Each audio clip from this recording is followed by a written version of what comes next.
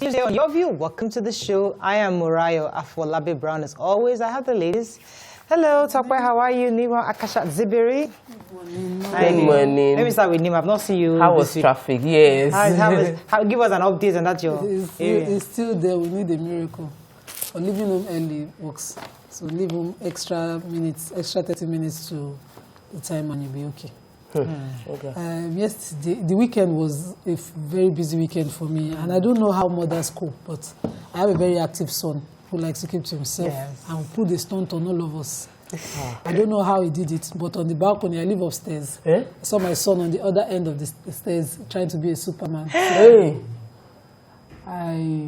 My husband was already speaking to him, saying, okay, superhero, you come, you know.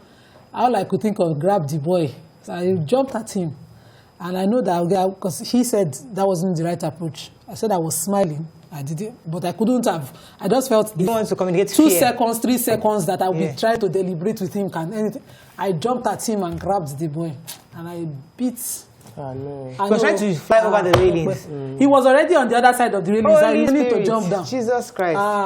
That one is spanking. And kilo spanking on the highest order. When I finish with one king, like, don't show. I don't want to hear show. That's he carried the bike. I'm the king of the world. He really feels he's a powerful man. And he does what he wants. When I'm talking to him, he'll be like, no, Mom. His mind is very imaginative. Oh, wow. If you give him subtraction and addition before you do anything, he will finish it quickly because he wants to do that. That's a genius in making. You have to just watch out for him. He's very energetic. And very, very assertive. But it's a good trait. Just know how to work to manage that. Yes, so it's 24 hours moderate. 24 hours. You don't doze on it. That's why I always shout out to his mother. His real mother, Yala, who doesn't sleep when he's around. I don't know how she does it, but I envy her. I didn't talk about this is your news. I've been seeing it since yesterday. What's happening? Festive season. Okay. It's Christmas nails. Very, very shiny. Let me position the nails so that when the camera wants to come to me. I took a break. I like doing nails, so I took a break for like 2 months, like to rest. That I'll do it during Christmas. But I'm very, very grateful. God, I have a team of my fellow prayer warriors that they have taken a serious. They hear me speak on the show about the prayer, and they will be forwarding all the Instagram prayer time, midnight prayer sessions. They are always forwarding it to my DM. Yesterday, I was thanking God for Shiloh. I was still searching through YouTube to be finding Shiloh video. Somebody before the end of the show, Toyin, God bless you. She sent me the entire Shiloh messages. I'm like, fantastic. You are in the spirit. This year, our miracle, this turnaround encounter, we have received it already. Have we got any predictions for next year? No, I don't live with the economy, you know. My economy is good. I'm smiling, and it's gonna get better. But the economy prediction is not good. But for church, so for me, I linked up to that particular parish because I realized that they've experienced major expansion in the midst of COVID. Major expansion, double in the midst of this year. So I needed to tap into that place because I need to encourage myself. So I'm feeling very encouraged at the moment. I'm inspired at the moment. Don't worry. Thank you, Jerry. I'm fine. The kids are looking very Christmassy. The kids are having their school party on Wednesday, and they've been I don't know, they've been telling you they need them. You don't have 3 children at in school right now, and each of them need party things for each class. Each teacher needs gifts. I mean, when I went yesterday, just go and buy stuff, party stuff for their class party tomorrow, and buy stuff for their teacher and assistant teacher. Father, Lord Almighty. When I saw the budget, you can go hardly what they did. Well, don't worry. That's why I don't. You have. There's none of your kids are in my class because me. I told my children budget, and I told them budget. I have 10 kg bags. Maybe I should come and collect from you. God bless you. In fact, very good. Thank you. Do you still have in your trunk today? No. You need to, and it's for tomorrow's party. I would have told you. I'm telling you, at least I can pay you in installments. Yes. These people, I seen me yesterday. But Murayo, I'm happy you tried to do. Yeah. But I also want people to hear me because I told my children, budget, like it is not within our budget to do anything this season. And I think parents should, teachers too should understand that it's been a bit, we're grateful to God. Because I could only afford one gift for one teacher. I couldn't do assistant teacher. So I was going to just give the assistant teacher the bag of rice or something. I don't know. Then you get the price of... But in NEMA, I can pay over 5 months. I don't have to pay one rice. Honestly. I'm not joking. Actually, one rice. But anyways, I'm delivering at Princess's place. Oh, yes, okay, I'll give you that. Okay, fantastic. So we're going to go on a quick break. It's, what day are we on? Tuesday. It's just so much happening. Well, first we'll go through the front pages of the papers. Stay with us. We'll be right back. Stay tuned. Your View will be right back. Okay, let's start with the nation. Military, abducted pupils taken away on motorcycles. CGN seeks better pay for judges. Kwara governor gets United Nations He for She award. Banks' non-performing loans dip by 3.5%. 8 more army generals test positive for COVID-19. Zenith Bank's GMD Onyegu named Sarah CEO of the year. Okay, which story are we taking? So according to major headline, according to the coordinator of media defense operations, Major General John Eneche, who was on TV yesterday, trying to make sense of how our boys, because now I don't want to call figures. Me, I don't agree on the conflicting figures. I think the parents' figures, if your child is not at home, is the standard figure. You know, how our boys were taken away from school in the midst of Boko Haram has been technically defeated explanation. And decimated. So motorbikes operated for as long as it will take. Let's even assume it's the army's figure, which is 333 that were taken on motorbikes. Let's calculate three persons per bike. Imagine how long it will take. It cannot happen in a short time. And then he, in his account, also mentioned that they were able to get that around 11. And when they did get there, the boys were used as shield against them, and they couldn't then do anything. But they saw them take the boys away. In a related story, the good news, they've reached out to the governor of Katsina. According to the governor, they've made contact and they made demands as well. And in a related story from Vanguard, and I connect that to the story in Vanguard, a parent said Hajia Faiza said her son Usman Tahir in SS2 class said he actually escaped. He was amongst the 333 that ran off. Yet 2 of the kids were shot, were killed, and he was now saying that there are about 520 actually from his own account that were actually abducted.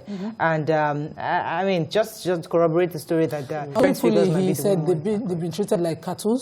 That, you know, the boys were fed leaves and beaten like cattle. I know no parent wants to imagine that. I heard someone yesterday tweeted that you should not talk about security emotionally. And I wonder how many children do you have? Have you found a child before? You don't mind them. Do you understand what it is to find a child? And the northern elders have also expressed concern over the worsening security situation in the region, saying that Friday's attack on was now at the mercy of terrorists, according to their exact words. And that's a really, really painful situation to be in. Moving on now, no other story in nation. Let's move on to Vanguard. Katsina abduction, 2 students killed by kidnapper, says escapee. We talked about that. Picture here of new sans justices of the Supreme Court. National Assembly queries NCC for inflating salary budget to 29.19 billion naira. How I cut cost of governance, says Peter Obi. Herdsmen attacks, OPC vows to end killings in Oyo. COVID-19, reposition your fiscal revenue management systems, FG tells government. Criminals escape from Calabar Police Headquarters custody. Lagos COVID-19 deaths rise to 231. And Ebenezer Onyegu, Emergency CEO of the Year at Zenith Bank, wins big at Sarah's Awards. Okay, which story are we taking? Criminals escaping from the police headquarters in Calabar. They said there was a jailbreak from the police cell. According to the account of those that were picked up, who tried to escape, one of the armed robbers that was rearrested said a girlfriend had visited and helped them with a hacksaw, and they used that to break out from jail, and a lot of them escaped. According to the account, the paper is saying 19, but the police spokesperson for Cross River said no, that there were about 5. 2 were shot at, and 1 rearrested, 2 escaped. That's her account on the news. Okay, I was going to talk about the SANS. Congratulations to the SANS. Many people have become SANS. At least one of my own cousins, Auntie Toyin Basharon, SAN, yesterday. Congratulations to her, and many others were given that new title, SAN, Senior Advocate of Nigeria. Congratulations to them. Who has the Peter Obi story? He was talking at but I function with the army. And I was talking, I know I like when Peter Obi speaks, because he speaks from experience. I think maybe because I've heard the story so many times. So he said that he cut the cost of governance, and we heard how he cut cost of governance, where he reduced spending, travel budgets. He used the road sometimes, and he, instead of using the governorship lodge that was assigned to them, they were maintaining with a lot of money, he now started using friends, hotels, and friends of the state that actually had lodges for them to use. And so many other things, examples he gave, that we must cut the cost of governance in order to use that money to reinvest in education, health sector, and other infrastructure in our states. Moving on now to Daily Sun. Northern elders cry out over insecurity. COVID-19, FG set to declare second lockdown in Abuja. Customs intercept 73 guns, 891 cartridges concealed in rice, and arrest 3. Schoolboys kidnapping were in contact with abductors, says Masari. Boko Haram killed dozens of Nigerian refugees in Niger, and Ohaneze disowns IPOB on Southeast vigilantes. Which story are we taking that? So let me start with the story on the second lockdown. Okay. Abuja is saying that based on the new wave of COVID, they are insisting that every place that is gathering people should not gather more than 50, and everybody must wear their nose mask. They also said that any business, marketplace, anybody opening their business must ensure that everybody coming in contact with that business must use their nose mask. They are worried because the second wave is already they said 417 are being tested, 27 generals tested positive, and the minister, the Federal Capital Territory Minister, Muhammad Bello, said that the objective of the meeting that is going on now, the PTF is already saying it, that if there is increase in the numbers, they will lock down Abuja. Okay, I'm not excited about that. So the Boko Haram, Boko Haram are still having a field day, not only attacking us within our country, but outside. They attacked a refugee camp of, where Nigerians have, fled to in Niger Republic and killed dozens. About 27 Nigerians were killed in that attack. And in a related story in the same report, the traditional rulers decided to visit Borno, I think over the killing of the 43 farmers, including the Sultan, the Obi of Onitsha, what's this title of the Yoruba Oba that was amongst them, and they visited, They visited the community, even though there's insecurity there, those people know what it is to show face. I want to finally take the story of customs. The custom intercepted 73. I think it's in Tribune. Let's take it in Tribune. I was going to take the Ohaneze because Media and Publicity Secretary of the Igbo Socioeconomic Organization, that's Osmont Inkioma, said that Ohaneze would not recognize the outfit because they were not consulted by IPOB before floating the Eastern Security Network, which we mentioned yesterday by IPOB vigilante group, they were saying. Moving on to the Nigerian Tribune, how bandits abducted 333 Katsina schoolboys, says Defense Headquarters. Customs intercept 73 guns concealed under bags of rice in Kebbi. COVID-19, Kaduna directs closure of all schools. FG approves $30 million direct lending to all service providers. NSAS NPA lost over ₦1 billion to attack, says MD. 36 states FCT recorded 11.7% negative growth in Nigeria, says Fayemi. Okay, let's start with the customs story, and I'll take the NPA story. So the spokesperson, Joseph Atta of the Zone B of the Nigerian Custom Services, gave a press release when they showed the 73 guns and 891 cartridges concealed in rice bags. These are locally made rice. Locally made weapons. Locally made rice and locally made weapons packaged in rice. They saw that they stopped the truck, and during the search, they found that beneath the rice were sacks carrying these weapons. And they said that this is to send a signal to everybody that you can't traffic. You will not be allowed to traffic arms in and out of Nigeria because it's a border community. So I'm happy that the custom were able to do this, and I pray that they are able to keep more arms out of Nigeria. Okay, so the managing director of the Nigerian Port Authority, Hadiza Balam Usman, while defending her budget, said that the sum of 807 million naira had been earmarked for the rehabilitation of the burnt portion of the agency's building. And aside from that, about 27 vehicles were set ablaze by vandals. 3 out of 3 were actually rightly stolen. Other vehicles, operational vehicles, have been taken, and They had about other working tools like 317 computers were looted, as well as photocopiers, cost of placement of many of their office tools. So that everything comes to over $1 billion that has been earmarked for replacement in the 2021 budget. Because I want Nigerians to understand that those that looted just cost Nigeria $1 billion that could have gone to the health sector, the educational sector, that now will be used to replace things that were burnt and looted. When we burn our own buildings, when we loot government buildings, we're hurting ourselves because money that could be used to better our nation will go into replacing those things. So, yes, there was an abduction reported in Oyo of a Lebanese who has been rescued, thankfully, by the police. And according to the conflicting reports, the police is insisting that no police officer was killed in the initial abduction, nor in the rescue.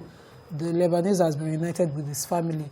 I wonder, though, the factory where he was, the farm where he was abducted is on Lagos-Ibadan Expressway. What is Amotekun's role exactly since we passed the law to have Amotekun? And Oyo is a center, like the headquarters of Amotekun. Oyo has been under major security breach in the past few weeks. Oyo and I think Edo, those two states have been Edo serious. is due to the jailbreak. All the masters really terrible. Final paper this day, presidency pupils, abductors make contact, open talks to Katsina government. Picture here of Mrs. Pauline Talon giving the Kwara State Governor, Mr. Abdul Rahman, at the presentation of the United Nations Inspired He for She Award.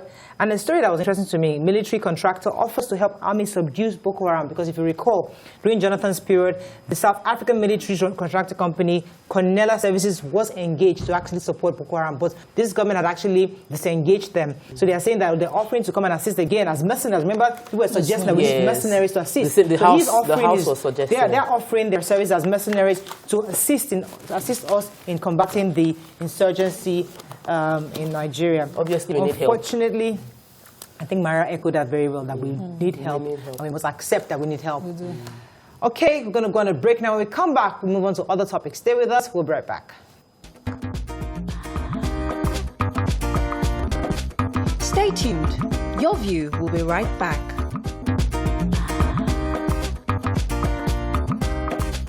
Stay tuned.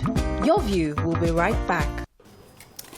Thanks for staying with us. Before we go into our hot topic, NEMA just got a gift.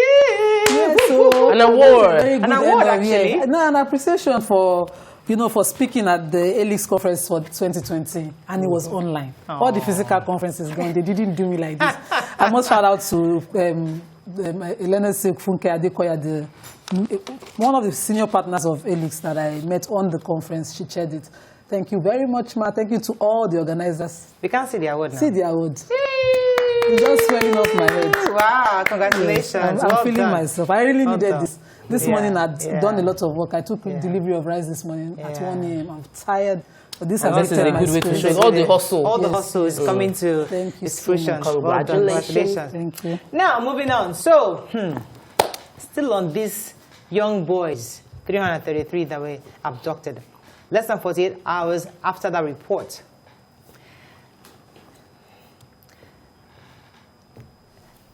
Less than 48 hours after that report, our president appeared in the video visiting cows in the same Katsina state.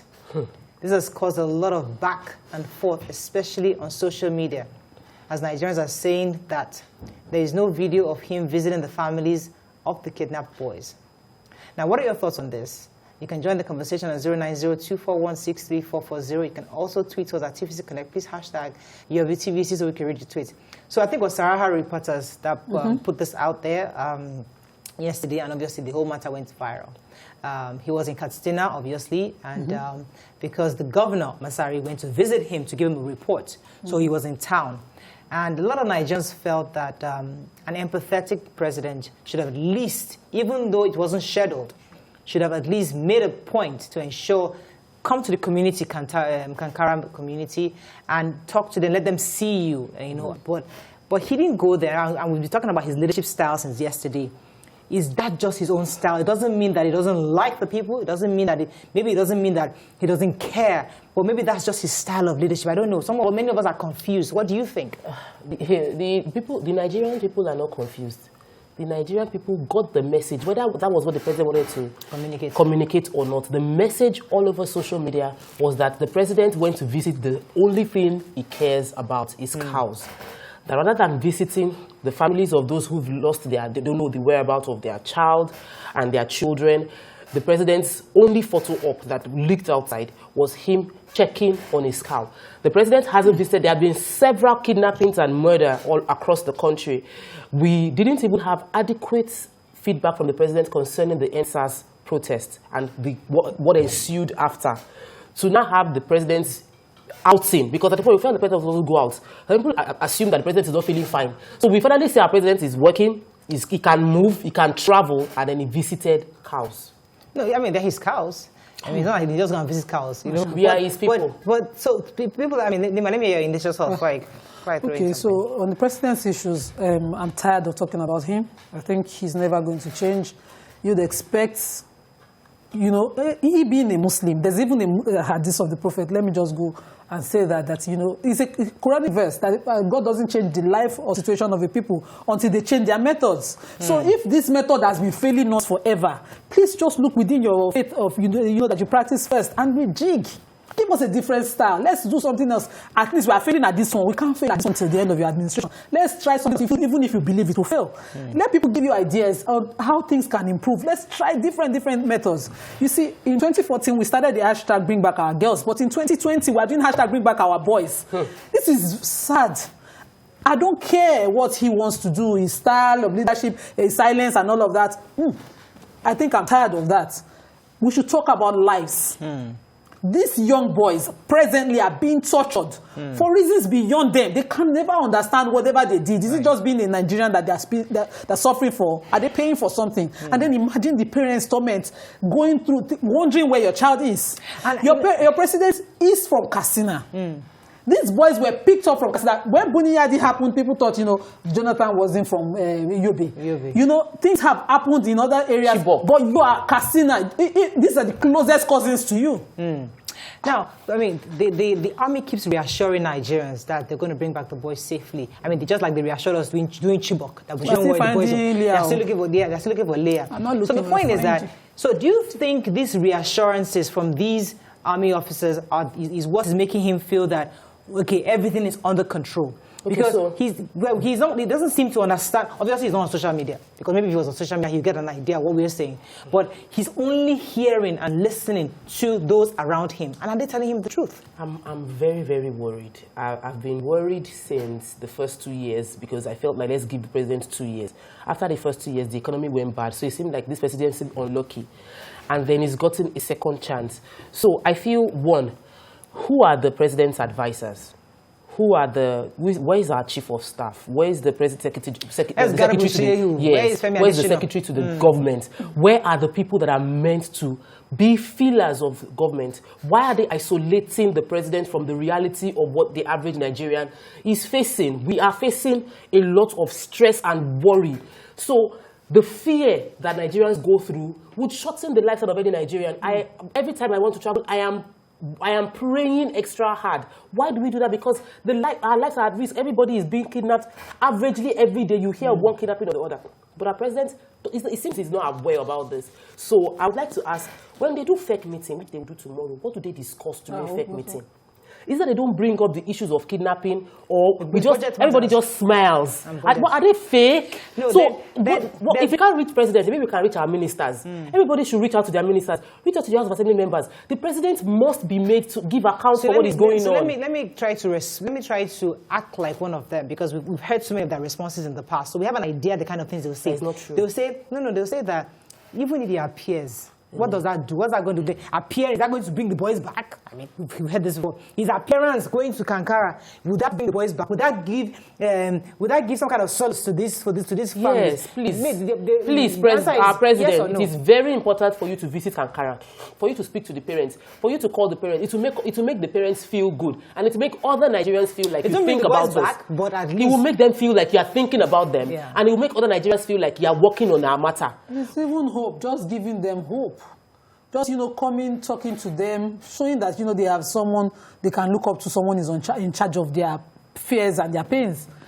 the one that you're doing now is, number one, I don't even have business with the president. The handlers, whoever took the picture, had the time to post the picture, is doing the president more harm. In fact, the person is a wicked person to the people of Nigeria. Because we would rather, in our faces. Yes, we would rather see the pictures of the boys missing. You know, tell us the situation of what they are going through. If you can, and since you don't have that picture, why don't you just keep whatever pictures you have and use it for whatever media, whatever you had planned later? Must you show that you're on top of your job? It is also part of your job to say, President, yes, I took these pictures. I'm supposed to do PR for you, but these pictures cannot go now because of the situation in the country. Now it shows that you have something there. Interesting. Who posted that picture? Who did such insensitive thing at this time? When mothers are wondering where their children are. I would love to get some tweets and phone calls at this time, but because it's important for us to hear Nigerians' views on it. I mean, people are saying you can't stop an over 80-year-old man from going to go and visit his school. Those are his investments. Those are like his grandchildren. Those are things he has nurtured for many years. I'm getting somewhere. I'm happy you're saying this. So you can't. This is a retirement age. This is time. These are the kind of things that brings them joy. So that's what some people will say. But at the same time, people's children have been abducted and they have no idea where their children are at this time. We're getting from the papers today that they were tortured, they were taken in bikes, and they're being treated like cattle. So let me just remind our president and maybe remind those that will watch the show that are close to the president in the Aso Rock that Nigerians the president receives salary from Nigeria. The president's medical bills are covered by Nigeria. The president owes us if not 40 hours of the week. Even if he owes Nigeria 40 hours of the week as the president. Actually, he owes the entire time because when he became the president, he was very frail, and now he's looking very fresh. He can walk around, he's good. He spent many months in the hospital, paid for by Nigerians. So I feel that we deserve more from our president. Yes, we deserve more, and we don't want him to fail. I don't want the president to fail. I want him to succeed. I want him to bring back these 500 or 333 boys. I want him to succeed at everything he's doing because his success is for my own advantage. Nobody is wishing the president ill. We just want him to speak to us. Okay, we're going to go on a break. Let's take a few tweets before we run off. Okay, Nojima Midele says, this simply means the president is not concerned about the insecurities in the country, and Nigeria is at the mercy of the bandits, Boko Haram, and headsmen. Ellie says, no reason before hungry will catch us now. Okay, let me go on a quick break. When we come back, we'll continue this conversation. Open our phone lines, let our viewers call in. Stay with us, we'll be right back.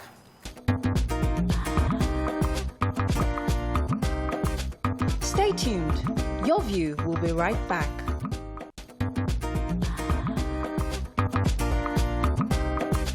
Stay tuned. Your View will be right back.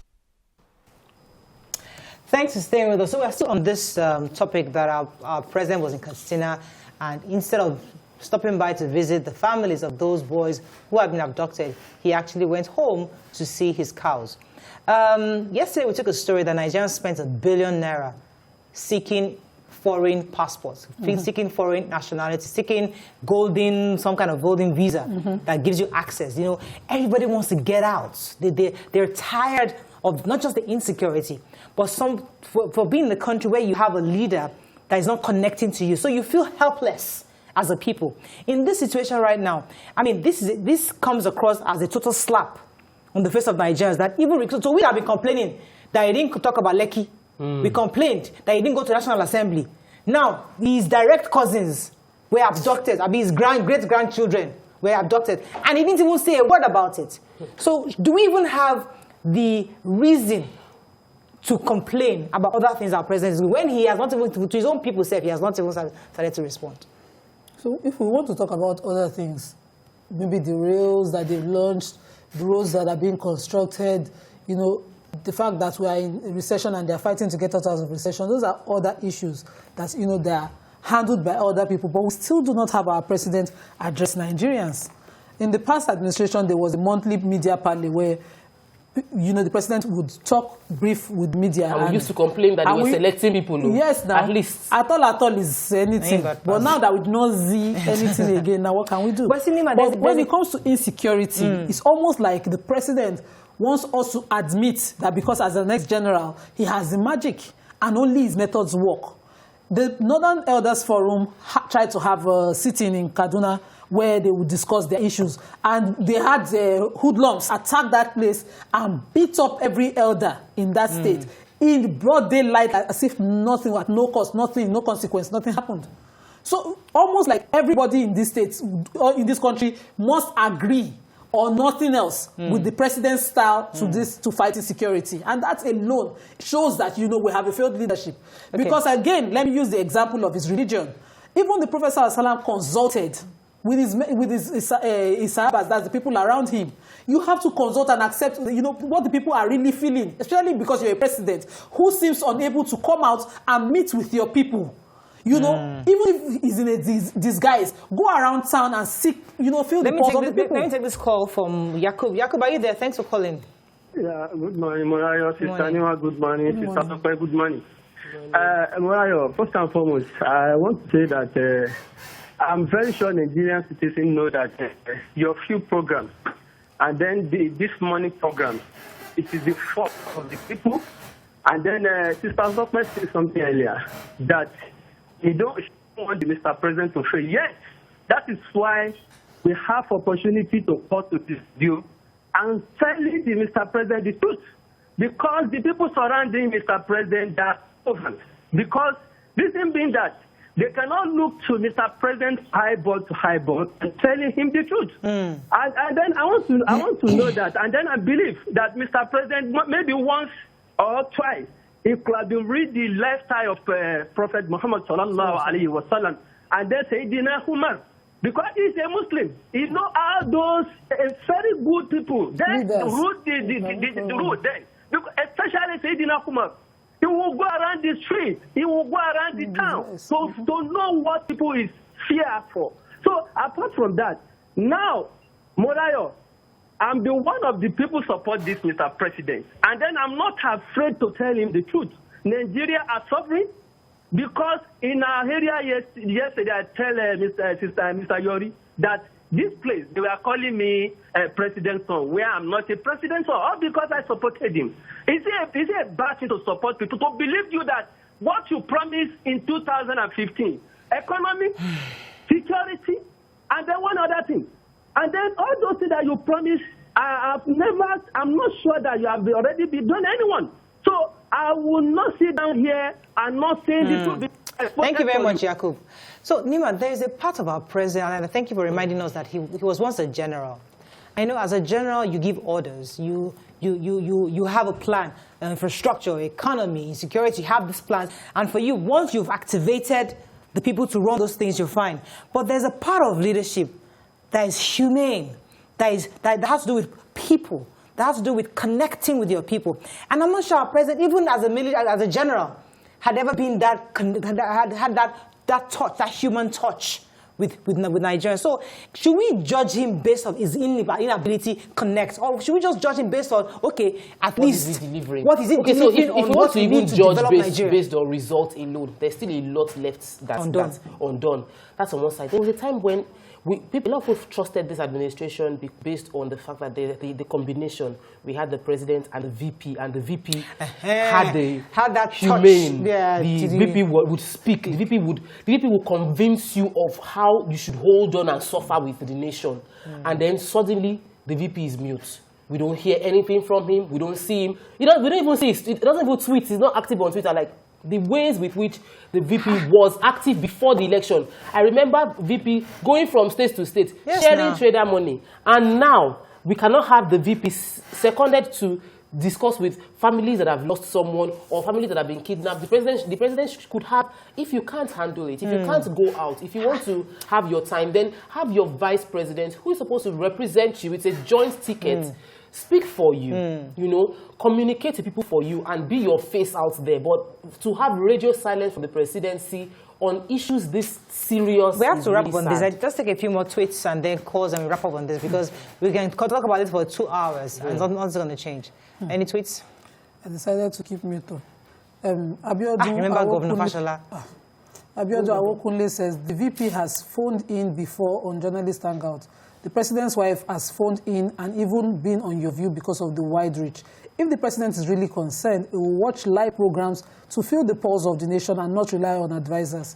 Bilikis Mafe says, I don't think it's lack of care on the part of our president. It's more about having the right person to do the job. The president is tired, and Nigeria is grossly indebted. He has built the international relations. They should let the VP take charge and also restructure. They don't want to hear that one. Tonte Ibikia Labo says, the life of cows are more valuable than the lives of humans in Nigeria. That is the simple reaction of the presidency and President Buhari. If the president even pretends to be worried about the boys, it will even be better than what all he did was to visit cows in Kankara. We have to wrap up on this. Toko, you have any tips for us or the same thing? No, it's the same thing. Okay. Okay, so at this point, we just continue to hope. They're going to have a FEC meeting tomorrow. Let's see if they raise this issue, and we'll see what other leaders in the House and also other members of the executive say concerning these kidnapped boys. Nigerians have asked for a few things. They've asked for the resignation of our president. They've asked for the rejigging of the service chiefs. They've asked for a whole new apparatus. They've asked for so many things, and we're yet to see any of this. And we even want the president himself to appear at the National Assembly. Tell us what you are doing. Even if you don't want to appear now, it's too late. Just do miracle. Yeah. We've seen you. We've seen that he's walking around. He went to visit the cows. He's healthy. He's not just going to go. The National Assembly. Yes. Okay, that's all we're going to take on this. When we come back, we have other hot topics. Stay with us. We'll be right back.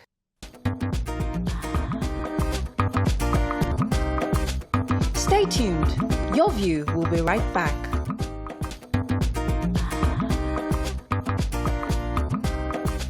Stay tuned. Your View will be right back. Thanks for staying with us. Moving on to other topics. Report has it that West African Examinations Council, WAEC, has approved the barring of students involved in examination malpractice from taking the West African Senior School Certificate Examination going forward. Now, what are your thoughts on this? You can join the conversation on 090-241-63440. You can also tweet to us at TVC Connect. Please hashtag your TVC so we can read your tweets.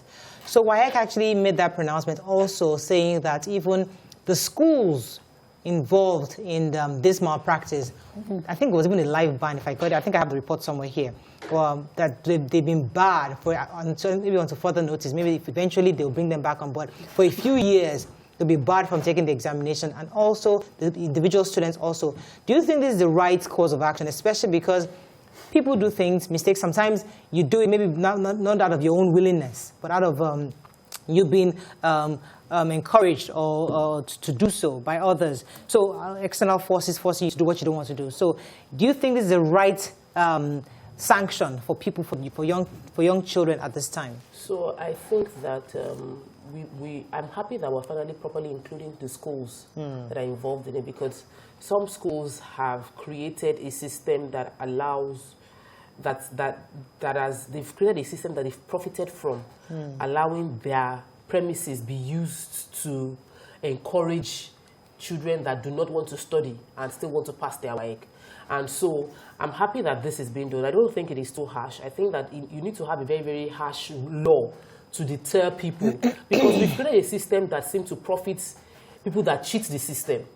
So somebody did not read, but went to pay for special centers or a special paid to get the exams and passes the exam, and the person goes through school. So how would you encourage a person that is reading to wait for her own or his or her time? So we need to create strong punitive measures that would ensure that people will not even consider it. Parents are the ones. A lot of parents are currently being the ones that are. So shouldn't we penalize the parents and the teachers and not the children? Yeah, we had laws. They had exam malpractice laws passed sometime. I don't know whether it's been repealed, because this was the council's decision. I'm going to read, as far as I know. But the law was that if you're caught in exam malpractice, aiding your child at exam malpractice, or the school aiding or assisting a child at malpractice, such person would be in prison for about 15 to 25 years. And, I think people started to question and, criticize that particular sanction because it would take away the entire youth age of the child. And, people were pushing for fines and all of other methods of it. But we cannot pretend in Nigeria that malpractice, as is the height of it. You find a person with a 9-sitting WAEC result, something that was gold in my days. 9 sitting, as you have your entire 9 papers in one sitting, and in 9 papers in one sitting result, and the person cannot defend JAMB. The person cannot even have a constructive conversation with you. You'll be wondering, okay, how did you read the book? This is not even a Beso example. So the child cannot even cram to write the exams. The child obviously went into the exams and transferred what was given into paper. So WAEC is saying now that according to the council, some candidates will suffer other sanctions such as barring them from sitting for WAEC exams for a certain number of years, which is what some people wanted. Some schools will be derecognized, and some of the schools completely delisted from being their centers. Some supervisors will be reported to their schools and blacklisted because, especially for the November-December exam, I don't know, is it now, it's still November-December now? It used to be the GCE then. The malpractice was rife. But you have schools now in the May-June exams. Schools themselves in this, suburbs, especially in Lagos. Some people travel out of Lagos into the villages to write their exams because such schools, they have what they call magic centers. And what it gives us is that at the end of the exam, the products of those exams carry results that they are not even anything to the society. We are in a country now where we need innovators. We need right-thinking individuals. We need people whose brains are, even if they are not geniuses, they can at least, think complex, have complex thinking, think through some things. Critical thinking skills. Critical thinking skills, basic. Let me take this call from Jeffrey. Jeffrey, are you there? Yes, I'm there. You're live. Go ahead, please.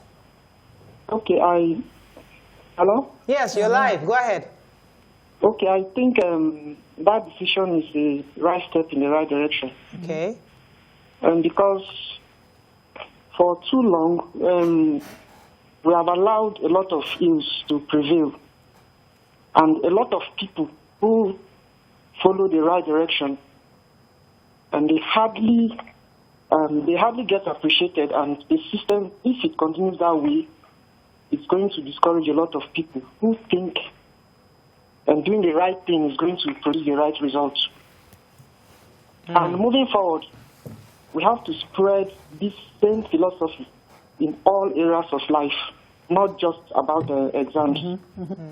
So I think it's the right direction. Thank you, Godfrey. But don't you think a child cannot cheat without help? I mean, it's almost impossible for you. So for me, I think it's stronger when the sanctions are against the invigilators or the school or the adults involved, because this is a child. Yes, you feel you try to read. Your parents now feel that, oh, don't worry, I can get somebody to assist you. So you are the innocent one. We shouldn't sanction the child for that. I think the parents, invigilators, schools should be responsible, not the child. That's what I think. There was a period of time where parents derailed. There was a period of certification above everything, where parents thought, my child, and then parents wanted to show off. So when your child repeated school, you had to go and sort it out. You didn't want your friends to laugh at you. Yes. So parents now, sacrifice, raising proper children against, family image, where this show-off thing happened. And that was where we lost it, where parents started to go to schools and started to compel schools to find a way for their children to have their WAEC results or nothing, or they must pass. So schools decided to start writing because, parents who are patrons or matrons of the school they cannot turn down their funds. So this is how we got ourselves here. But now this generation, schools now compete for best WAEC results as against Governor Babatunde Raji Fashola did something that was amazing during his time, the debates, where we saw the public schools, who were usually the poorest in the WAEC exams, talking at the ones who could deliver the debates, as compared to the private schools that everybody just used to pass from. Now, private schools are still doing well. Public schools are still doing it even till now. Let me take this call from. Good morning. Are you there? Yes, I'm with you. Morning, Reverend. Thanks. You're live. Go ahead, please. Morning, Morayo. Morning, yes, all other people on the discussion table there. Yes, sir. It's a very good one you are discussing this morning. I'm Reverend Koye Ladele from Ibadan. Well, good morning, sir. I want you to please let us appeal to our parents, especially parents. Any child you are aiding to cheat in an exam, you are destroying the future of that child. There is no shortcut about it. This is something that has stayed with us for a long while in this country, and it is the appropriate time to put a stop to it. This is what has affected and brought corruption and decay to every facet in Nigeria.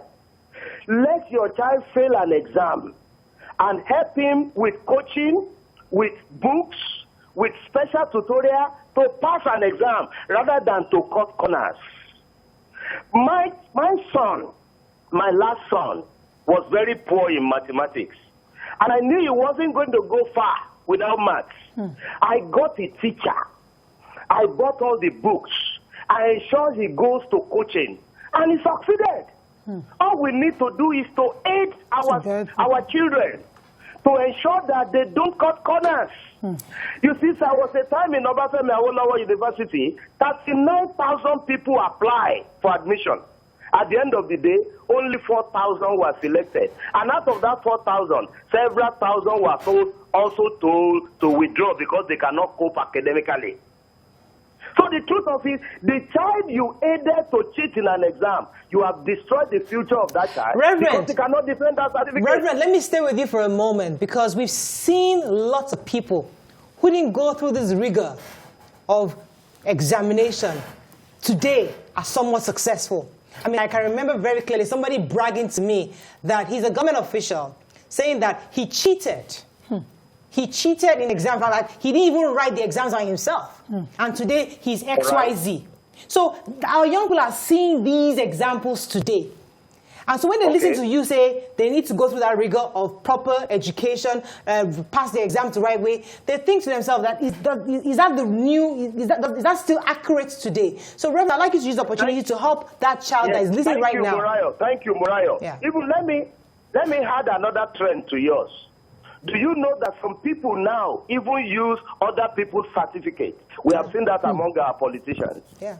They use other people's certificates to work. They use other people's certificates to gain employment to this or that institutions.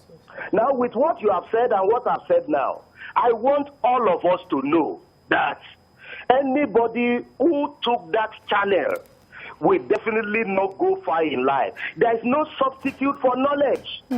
We are talking about knowledge. It's either you have the knowledge or you don't have it at all. So I'm appealing more to parents especially. Let us be more involved with the upbringing of our children, especially their academic upbringing. Let us not destroy their future, and let us save our country. We complain that there is corruption. Thank you very much, Reverend. But are we not aiding corruption by so doing? Thank you very much, Reverend. We need to look at this very, very seriously. Thank you very much. Yes, so, I feel that the punishment should spread across everybody. And I know that there are, at 15, 16, you can decide that regardless of your parents, you want to go ahead and cut corners to pass your exams. So the children can independently decide to cut corners for their own exams. Parents can say, let me help you cut corners. And schools are also complacent, so everybody should get punished. So I agree on that one. However, we have a major problem. You meet graduates that cannot write application letter. Like a graduate will write an application letter and it is filled with, the sentence construction is just inadequate. Like primary school children can do better. So I hear, and I'm like, you graduated, you wrote WAEC, you passed your exams, and you went through schools. Were you writing your exams in Yoruba or were you writing it in Igbo language? How come you can't string a letter together? Email, you're writing me an email to apply for a job and I can't understand your email. And you're a graduate. So the long-term effect of this in our society is that we have a large pool of mediocres.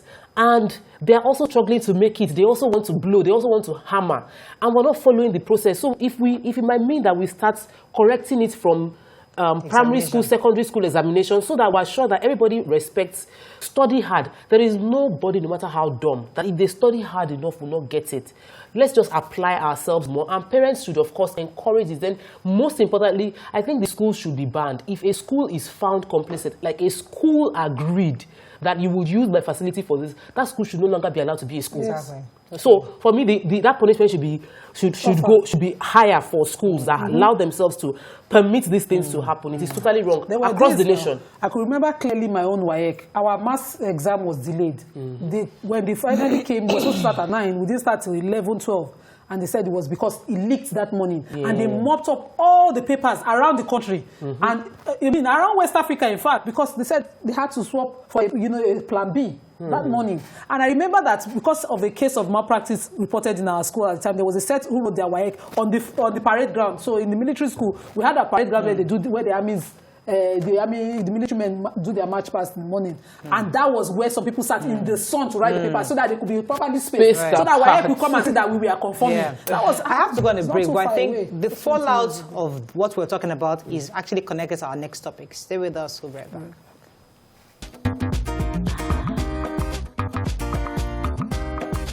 Stay tuned. Your View will be right back.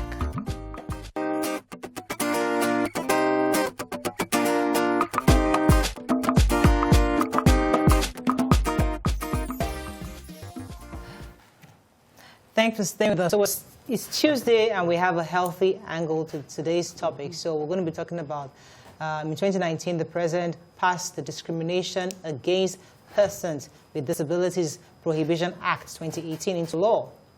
Amongst other requirements, the Act stipulates that every public organization must employ at least 5% of its staff from the community of persons with disabilities. Joining us now is the Council Chairman of the Federal Nigerian Blind Society, Mr. Gbolahan Shobande. Welcome to the show, sir. Good morning, Morayo. Good to have you on the show. Thank you very much. May I start by wishing you and all at TBC a joyful and peaceful Yuletide. Thank you very much. Wish you the same. So, thank you very much. Since this act was signed into law, could you give us a summary of how far of the implementation across the country? Do you know of how companies are insisting or ensuring that they are hiring 5% from your community? Well, it is early days. The law is only 2 years old. The Discrimination Against Persons with Disabilities Prohibition Act of 2018 is what we are talking about. Like I said, early days, but let's give kudos to government for putting the law in place. It would be nice to see government put in place incentives and perhaps sanctions to ensure compliance. But it's early days yet. Sir, during the lockdown, people were wondering how palliatives were being distributed. So I waited for these people living with disability, the World Day for People with Disability, to see if there would be anything publicized about how you guys were treated during that lockdown, because these are some of the most vulnerable set of people. Did any government at all reach out to you? How was it? What was the palliative and assistance like during that period? Well, we look after the blind at the Vocational Training Center. That's our flagship project, the flagship project of the Federal Nigerian Society for the Blind. I'm aware that, some palliatives were distributed to our students.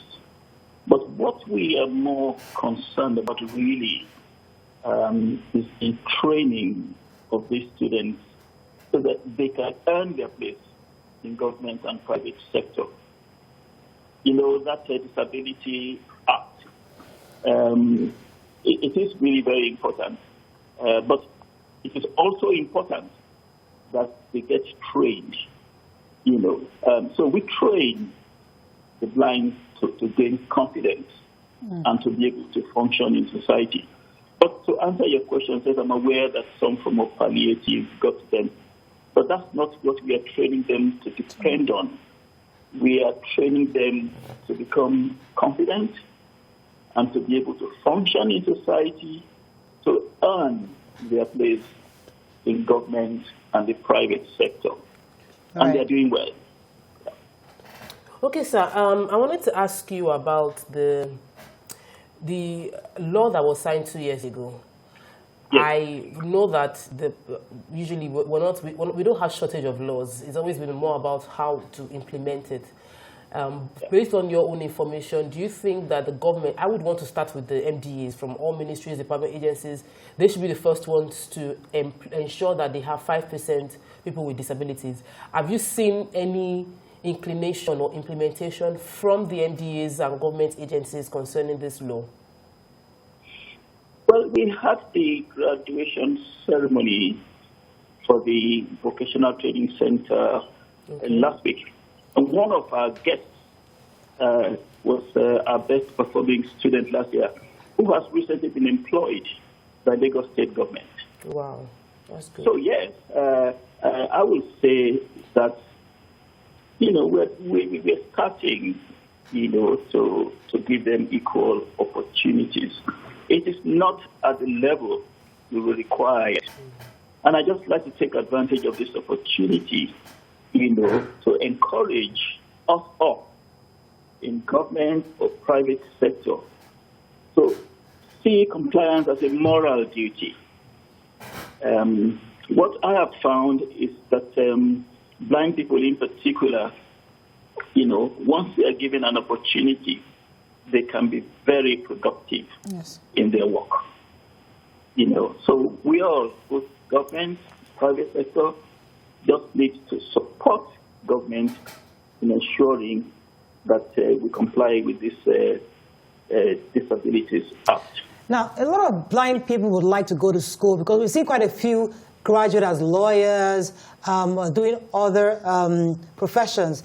But they've also said it's been quite expensive, to have access to various tools of learning, like the Braille types of books and other things. What are you doing to give accessibility to many poor people who are disabled and they need access? They want to go to school. Well, we encourage them to come to our vocational training center at Oshodi. It is not too expensive. We charge them only 150,000 naira per annum. And then a good number of them take advantage. Of course, the training we provide is basically to transform them from people who have gone through the traumatic experience of going blind to people who go back to society and be able to function. So it's not too expensive, and we don't pay too much. We don't pay too much attention to the money. So when someone comes in and they can't pay, we try to find sponsors for them. Okay, that was where I was going to go with the question. Because I have heard about the school at Oshodi, facilitating training for people with disabilities a lot of time from one of your facilitators, Mrs. Christiana Akirimade. TBC has covered some of her training and graduation. How exactly do people find funding?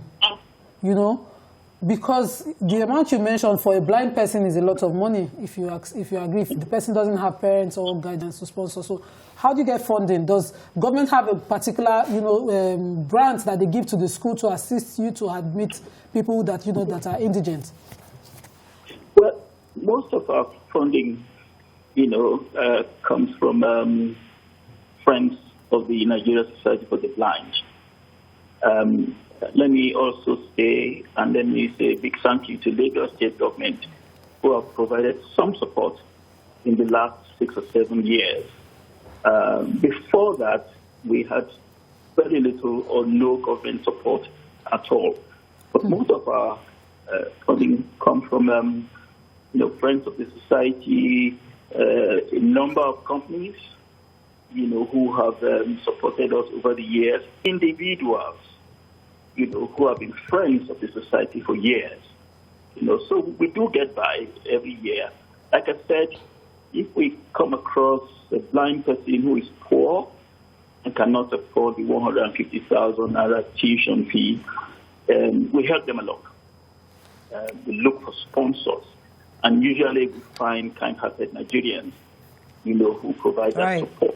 Okay, but we continue to need help. Okay, sir. Nigeria is tough for even the people without disabilities. I worry about how those with disabilities, with challenges, move around because everything is a bit difficult. So what would you say is the most pressing concern that you would want the government to intervene concerning the ease of movement for people living with disabilities? Especially in COVID also. Right. No, you're quite right, especially with COVID.